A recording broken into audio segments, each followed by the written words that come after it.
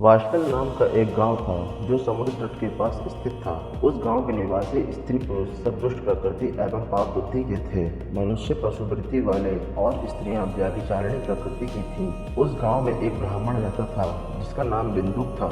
उसने अपनी कामातुरतावश रूपवती पत्नी चंचला के होते हुए भी एक वैश्य के कोठे पर जाने लगा।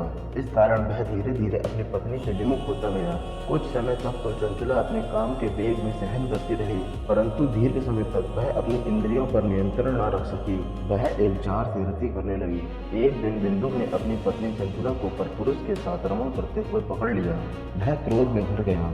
जार पुरुष तो डरकर भाग गया, परंतु बिंदुक अपनी पत्नी चंचला की मुक्कों से पिटाई करने लगा।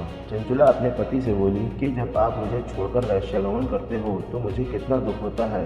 कभी आपने इसका अनुमान लगाया है मैं अपनी काम वासना को दीर्घकाल तक किस प्रकार दबाए रख सकती हूँ। पत्नी की बात सुनकर दुर्बुद्धि बिंदुक ने कहा, प्रिय तुम ठीक कहते हो।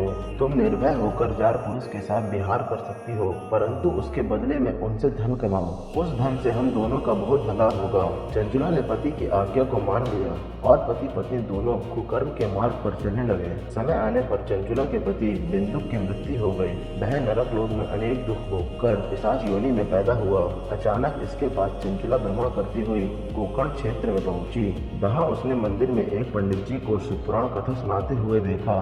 वह लज्जित होकर कथा सुनने लगी। उसने कथा में जार पुरुषों में आसक्त स्त्रियों के दुष्परिणाम नरक भोग की व्यथाजनक बात सुनी तो वह कांपने लगी।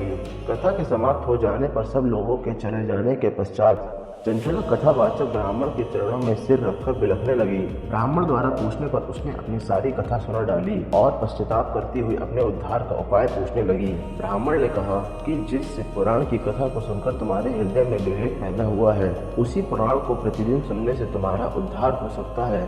जिस तरह निर्मल दर्पण में सही प्रतिबिंब दिखाई देता है, उसी तरह शिव पुराण के सुनने से चित्त में अंबिका सहित भगवान शिव का साक्षात्कार होता है। शिव जी की कथा सुनने और नमन करने से चित्त की शुद्धि तथा गणेश एवं कार्तिकेय सहित शिव जी की भक्ति प्राप्त होती है। शिव जी का भक्त उनकी कृपा से देव दुर्लभ मुक्ति प्राप्त कर लेता है। इसलिए हे चंचला, तुम्हारे कल्याण का एकमात्र उपाय शिव पुराण का श्रवण करना ही है।